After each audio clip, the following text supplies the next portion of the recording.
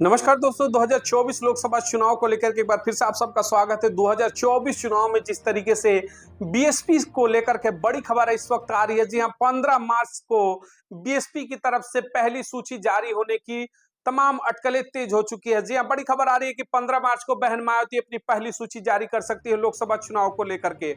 हालांकि तमाम पार्टियों की बात करते हैं तो भारतीय जनता पार्टी ने जिस तरीके से अपने लगभग 195 उम्मीदवारों की पहली सूची जारी कर चुकी है, वहीं सपा की तरफ से भी सूचियां जारी हो चुकी हैं। तमाम सीटों को लेकर के, लगभग आधी सीटों को लेकर के यूपी की कांग्रेस की सूची का इंतजार है। वहीं बसपा की तरफ से बड़ी खबर आ रही है कि तमाम सीटों को लेकर के, पश्चिमी उत्तर प्रदेश की उन बड़ी बड़ी सीटों को लेकर के उनका अपना सर्वे तय हो चुका है।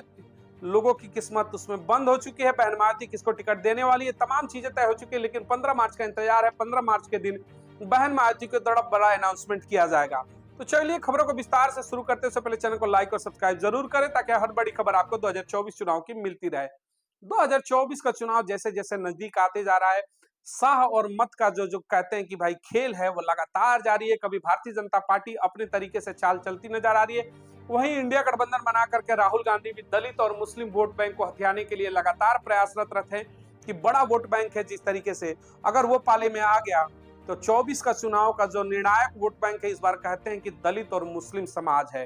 तभी इंडिया गठबंधन हो या फिर भारतीय जनता पार्टी के बड़े नेता और देश के प्रधानमंत्री मोदी भी बार बार कहते हैं कि दलित और मुस्लिम भाइयों को बार बार जिस तरीके से टारगेट करके वोट बैंक का समीकरण साधा जाता है, तो कहीं ना कहीं ये जो दो बड़े चेहरे हैं इस बार चुनाव में बड़ी भूमिका में नजर आते हुए दिख रहे हैं। वहीं बहन मायावती की अगर हम बात करते हैं तो मायावती जी के द्वारा लगातार जिस तरीके से दलित मुस्लिम समीकरण के ऊपर लगातार तैयारियां की जा रही हैं, ओवैसी को लेकर के लगातार चर्चाएं जारी हैं कि ओवैसी भी बहन मायावती के साथ जैसे ही इलेक्शन कमीशन घोषणा करेगा चुनाव के बाद, उसके बाद इनके गठबंधन की भी घोषणा हो सकती है। क्यों है दलित मुस्लिम इतना खास, क्यों है इस वोट बैंक पर सबकी नजर, क्यों कहते हैं राहुल गांधी की 2024 में प्रधानमंत्री बनेंगे तो सबसे पहले जातिगत जनगणना कराएंगे ताकि पिछड़ों को उनका हक और हुकूमत मिल सके। उसके पीछे अगर कोई रीजन है तो सबसे बड़ा है कि ये वो वोट बैंक है जो देश का लगभग लगभग 50% की आबादी है।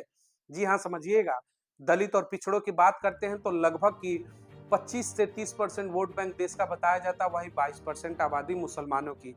यानी दलित और मुस्लिम वोट बैंक का समीकरण जिस पार्टी के पाले में चला जाएगा, जिसके खाते में चला जाएगा, उसकी केंद्र की सत्ता लगभग बनना तय माना जाता है। क्योंकि 50% का जो आंकड़ा होता है उसे जादुई आंकड़ा कहते हैं लोकसभा चुनाव में, या फिर किसी भी चुनाव में जो 50% का आंकड़ा है अगर किसी पार्टी ने छू लिया तो समझिए कि उसकी सत्ता आनी तय हो जाती है। इसलिए बार बार दलित मुस्लिम वोट बैंक पर भारतीय जनता पार्टी की भी निगाहें बनी रहती है। वहीं कांग्रेस भी लगातार सामाजिक न्याय की बात करके उनको न्याय दिलाने की बात करती है।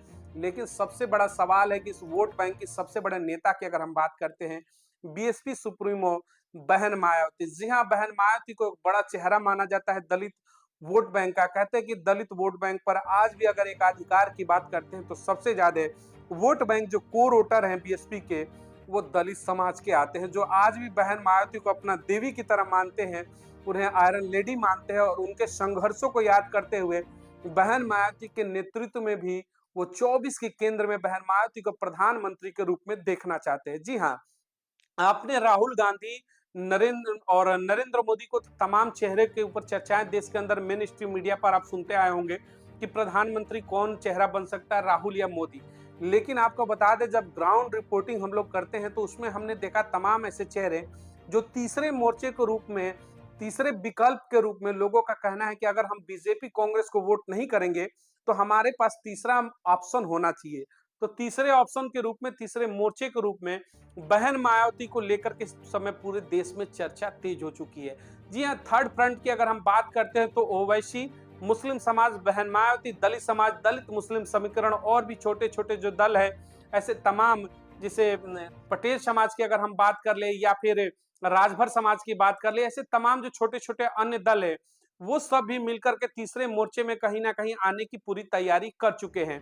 तो तीसरा मोर्चा जो है बहन मायावती के नेतृत्व में अगर लोगों के बीच में ऑप्शन बन के आता है तो देश की एक बड़ी आबादी कहीं ना कहीं इस मोर्चे के साथ खड़ी होगी और केंद्र की सत्ता इस बार फिर से बीजेपी की वापसी का जो नारा है कि अब की बार 400 पार, अब की बार भारतीय जनता पार्टी 370 पार, ये शायद कहीं ना कहीं खटाई में पड़ते हुए नरेंद्र मोदी का ये नारा दिखेगा।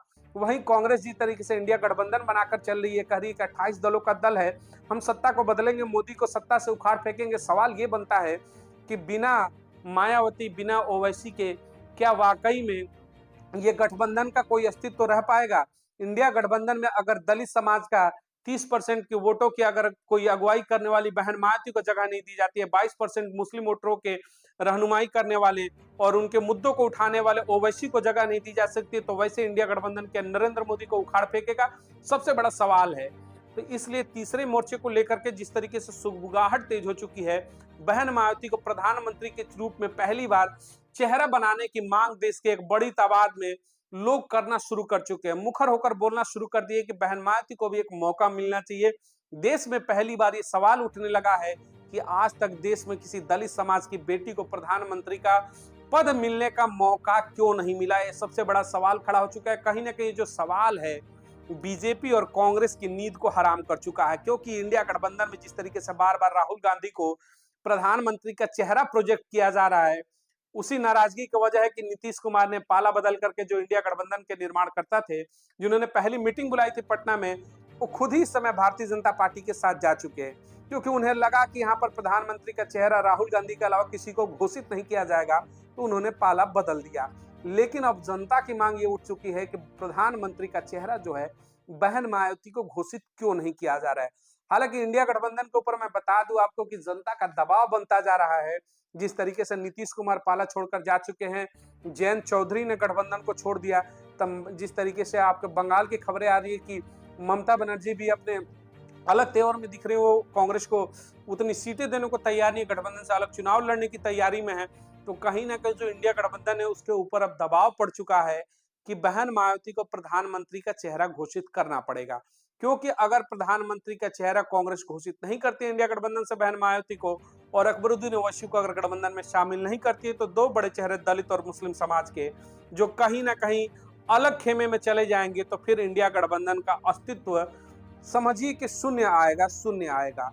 क्योंकि अगर ये दो बड़े चेहरे उनके साथ नहीं जाते तो एक बड़ा वोट बैंक है जो या तो बीजेपी के पाले में जाता हुआ दिखेगा या फिर अलग अलग बट जाएगा। और बहन मायावती का जो एक बड़ा वोट बैंक है, अगर वो चाहिए इंडिया गठबंधन को, तो उसके लिए बहन मायावती को प्रधानमंत्री का चेहरा घोषित करना पड़ेगा। यही मांग इस समय सबसे ज्यादा उठ रही है।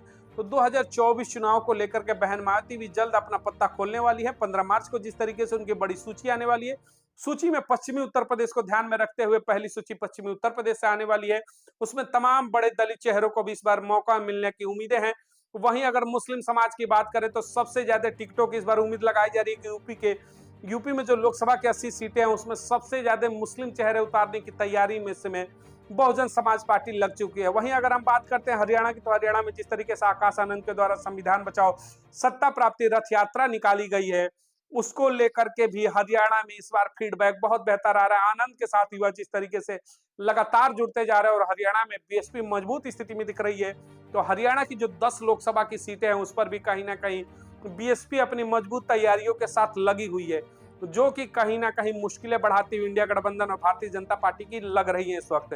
तो यूपी और हरियाणा में जिस तरीके से बीएसपी अपने बड़े खेल को खेलने की तैयारी में, वहीं दिल्ली की लोकसभा की 7 सीटों की बात करें, इन 7 सीटों पर भी बड़े चेहरों को उतारने की तैयारी में इस बार बीएसपी लग चुकी है। सबके नाम पर मुहर लग चुकी है, बस फैसला आने वाला है। 15 मार्च का इंतजार करिए। 15 मार्च को बहन मायावती के द्वारा बड़ा अनाउंसमेंट होगा टिकटों को लेकर के भी, और सबसे बड़ी खबर आने वाली है जो राजनीतिक गलियारे की हलचल बढ़ा देगी, वो है गठबंधन को लेकर के। गठबंधन को भी लेकर के मायावती का 15 मार्च को बड़ा अनाउंसमेंट होने वाला है। तो तमाम खबरों पर हमारी नजरें बनी रहेंगी। मिलेगा हम तमाम बड़ी मुद्दों को लेकर के, बने रहिए हमारे साथ। चैनल को लाइक और सब्सक्राइब जरूर करें। मिलेंगे अगली तमाम बड़ी खबरों के साथ। बहुत बहुत धन्यवाद। जय हिंद, जय भारत।